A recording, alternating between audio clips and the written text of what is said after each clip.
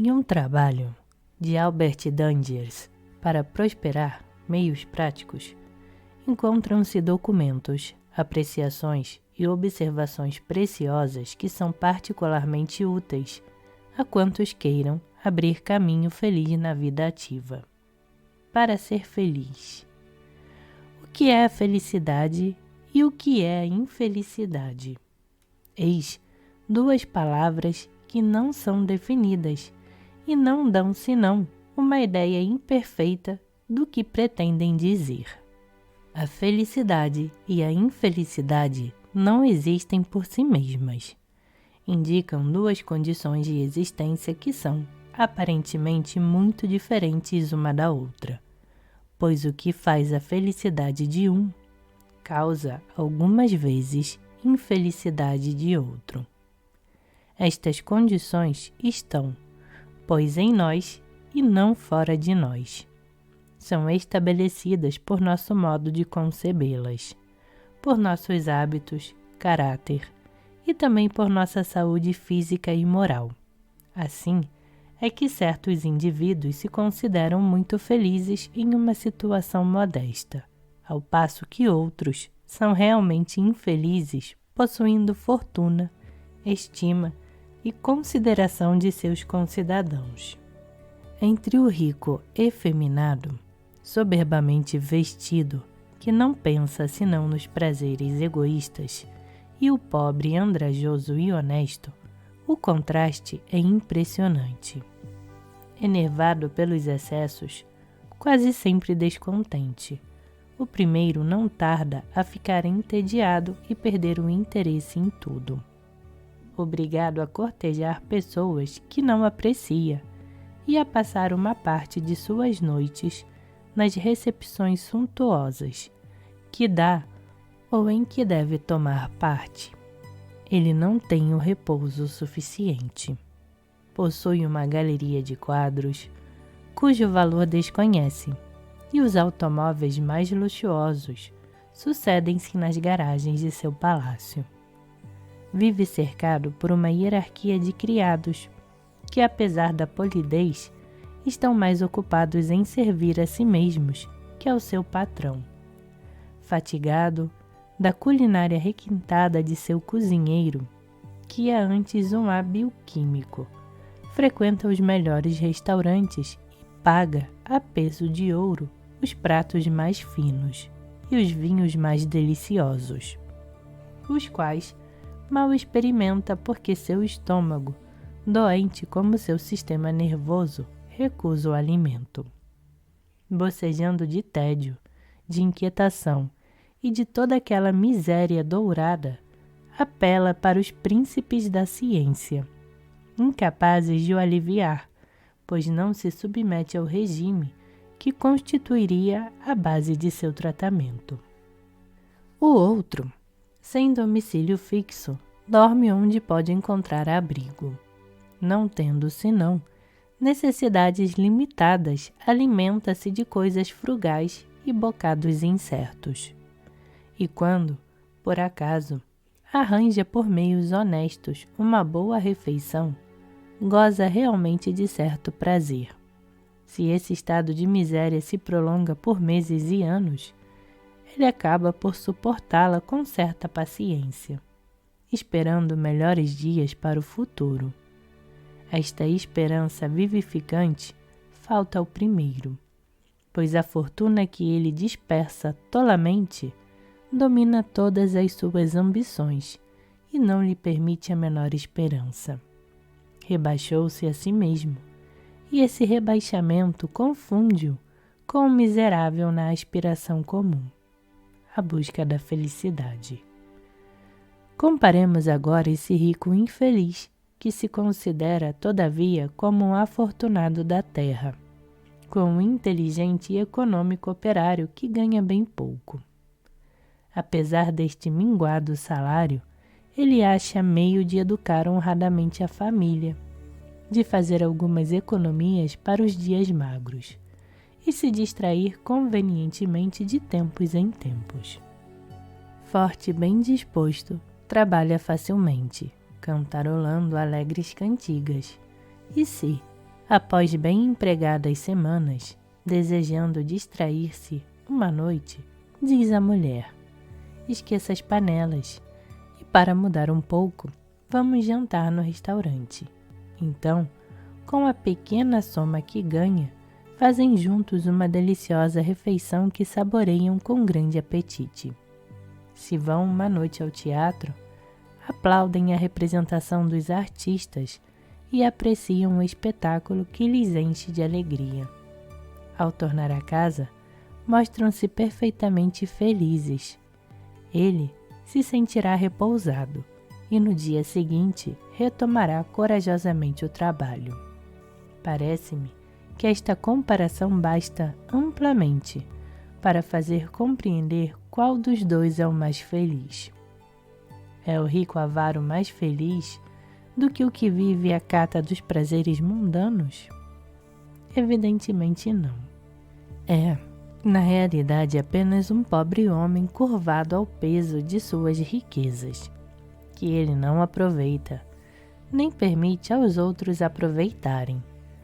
Uma espécie de cão humano ao pé de seu canil, o qual gasta todas as suas forças a vigiar e a rosnar por um angu que não come e nem deixa que comam, vindo por a fim a morrer pela emissão contínua de pensamentos envenenados, efeitos de sua avareza e rabugice. A fortuna, o lugar que habitamos, a estima e a consideração de que a pessoa goza não bastam, portanto, para a sua felicidade. A força, a mocidade, a beleza, que são bens efêmeros, a inteligência mesma, tal como se concebe ordinariamente, não bastam igualmente. Poucos dentre nós sabem ser felizes, joguetes das paixões que os governam.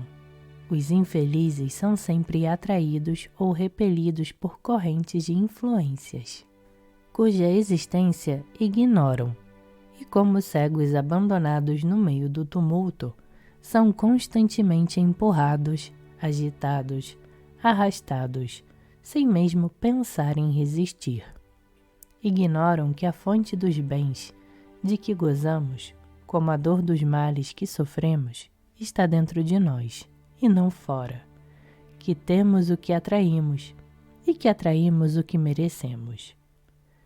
Para tomar a felicidade onde ela se acha, isto é, em nós, é indispensável compreender que ela não está a lures e que é sempre proporcional ao número e à importância das qualidades que possuímos.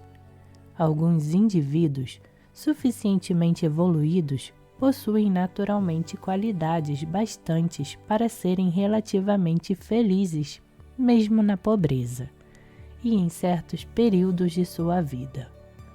A maior parte dos outros pode adquiri-las, desenvolvendo em si o magnetismo pessoal, que, fazendo-os progredir o mais rapidamente, lhe permite vencer as tentações e os desejos de má qualidade que os assaltam e substituir seus defeitos por qualidades.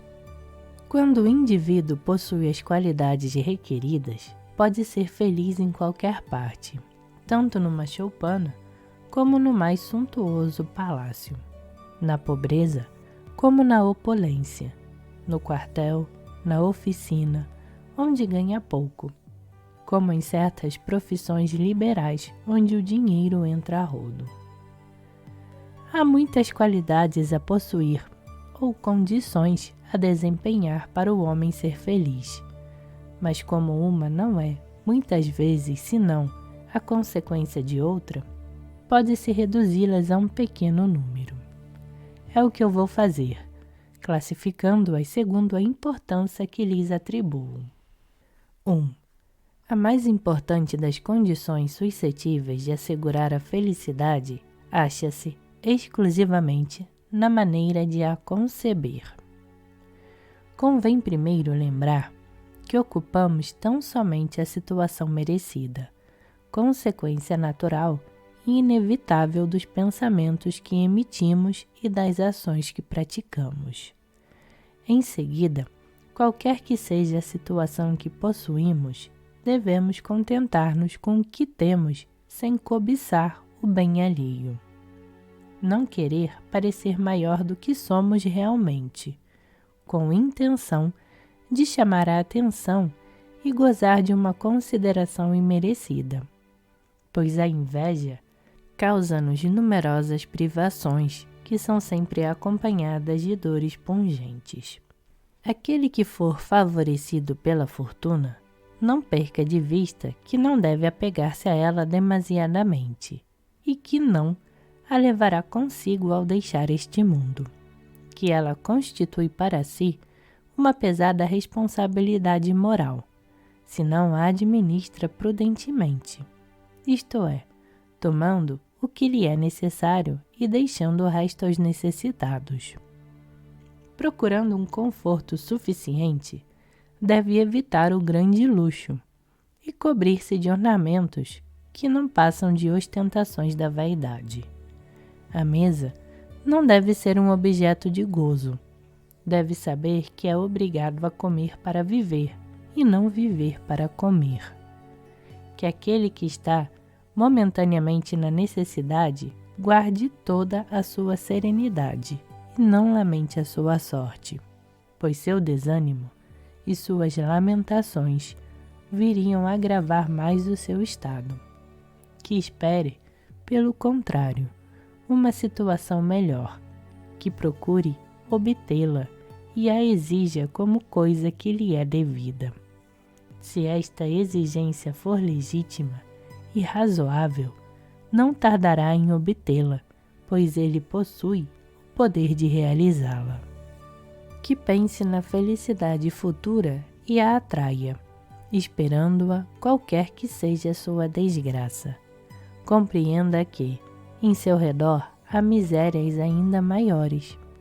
Esta maneira de considerar a desgraça e de transformá-la em felicidade constitui uma grande parte da ciência espiritual que proporciona a intuição e permite ver claramente o que os entendimentos comuns não alcançam. É dela que brota a fonte inesgotável onde bebem, constantemente, sem percebê-lo, todos os que triunfam. 2. A segunda condição é ter saúde. Gozando saúde, o rico pode divertir-se, se tal é o seu desejo. O pobre pode trabalhar e prover honradamente as suas necessidades. E ambos, faltos de outras condições, podem, por seu modo, gozar de certa felicidade. É, pois, necessário fazer o possível para conservar a saúde, se a possui, e quando não a tiver, procurar todos os meios razoáveis, principalmente os da higiene, para recobrar. E todavia a saúde, por mais importante que seja, não é, como se pensa geralmente, a condição mais importante para a felicidade, pois há um grande número de doentes que, apesar de seus sofrimentos, reconhecem que não são infelizes. Isso é devido, sem dúvida, à sua resignação, paciência, coragem e alegria. Em resumo, ao seu modo de conceber a felicidade. 3. A bondade é uma das condições indispensáveis à felicidade. Dando a mão fraternalmente a todos os homens, tanto ao rico como ao pobre, sem distinção de crença, idade ou sexo, a bondade domina as consciências elevadas e penetra-as inteiramente.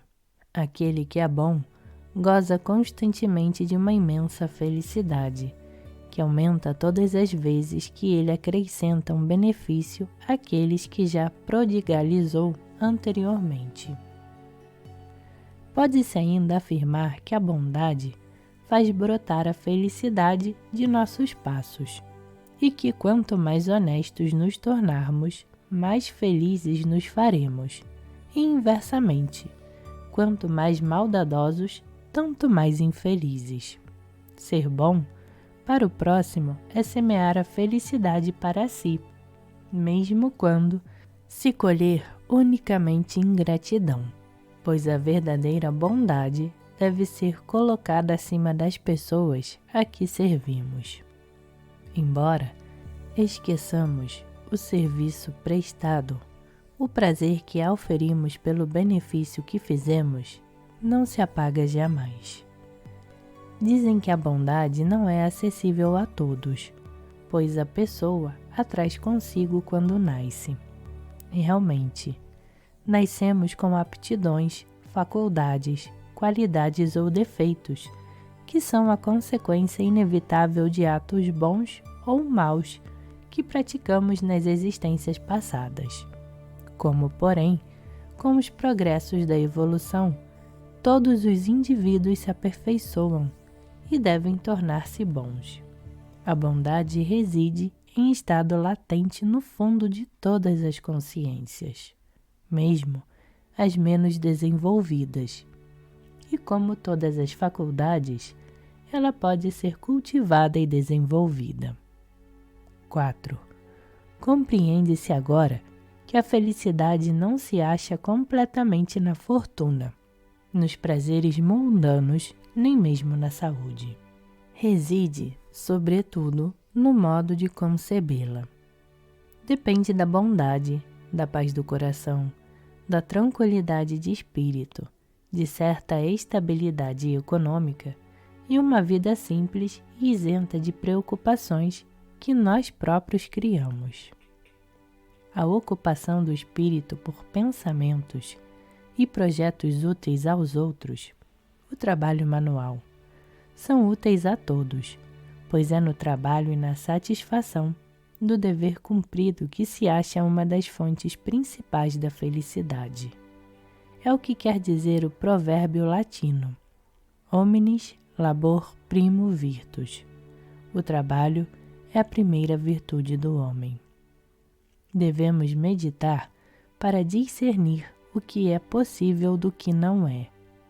Limitar nossas aspirações, a fim de nos certificarmos antecipadamente de poder realizá-las. 5.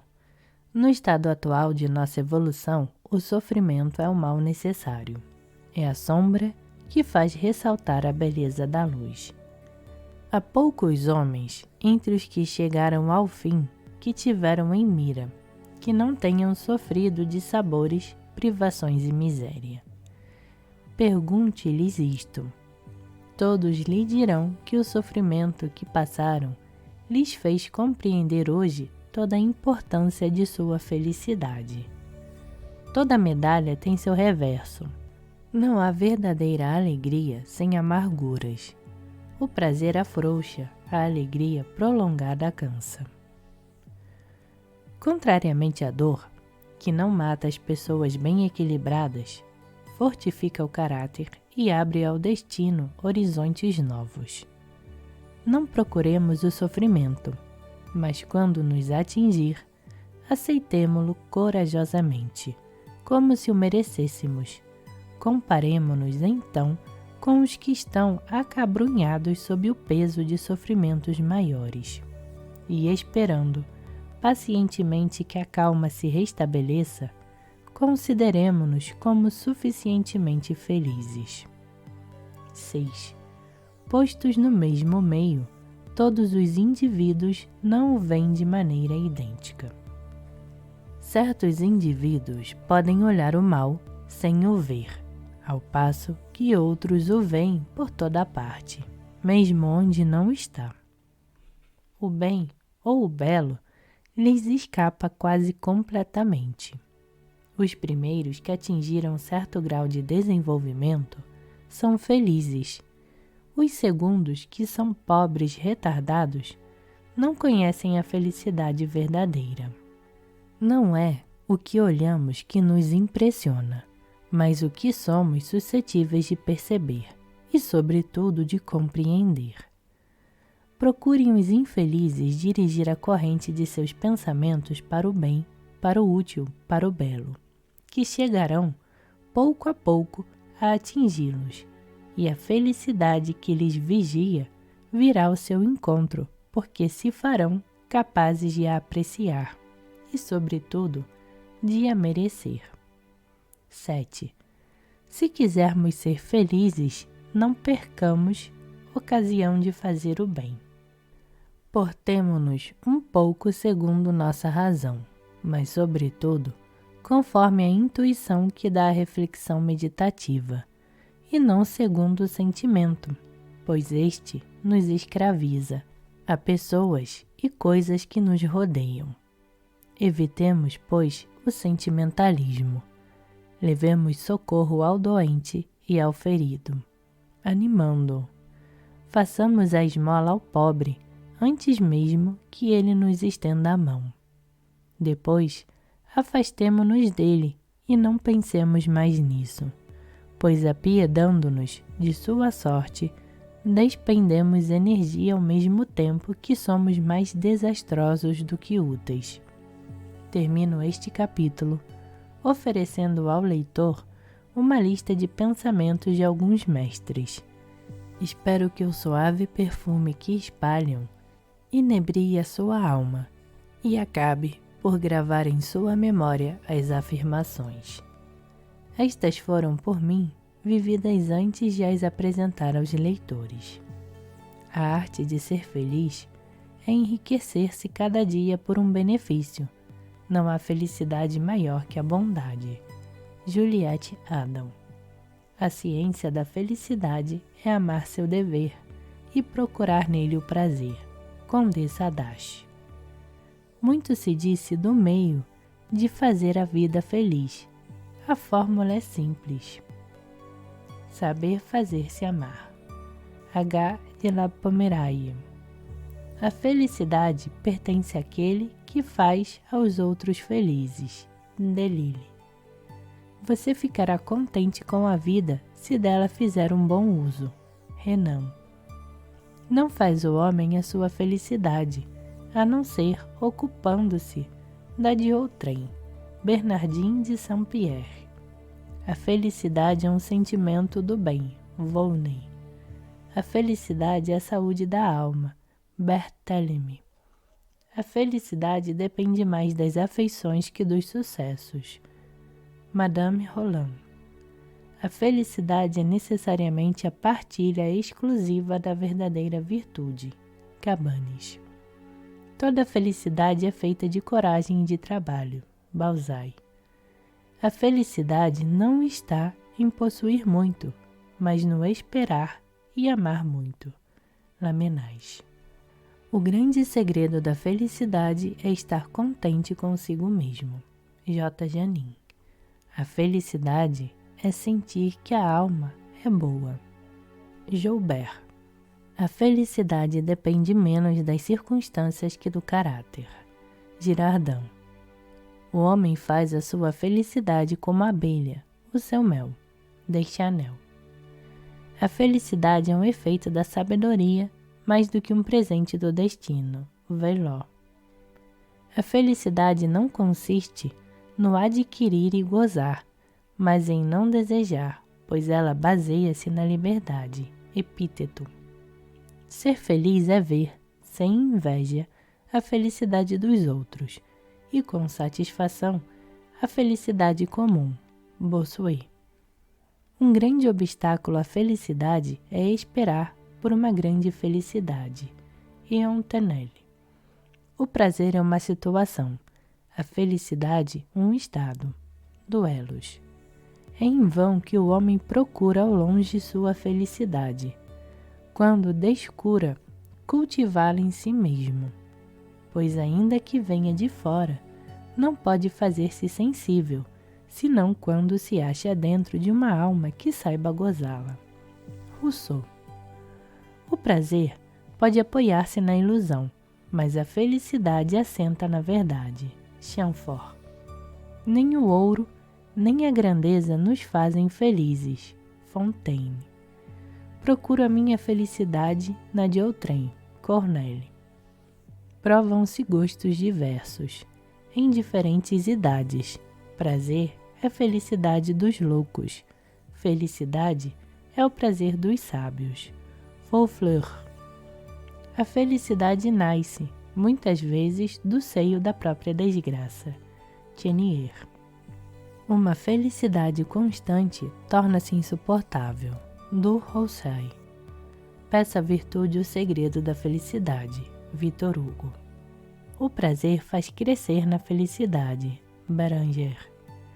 A felicidade é o fim a que todo mortal aspira, e a ela só nos pode levar o caminho dos bons costumes. Dutis.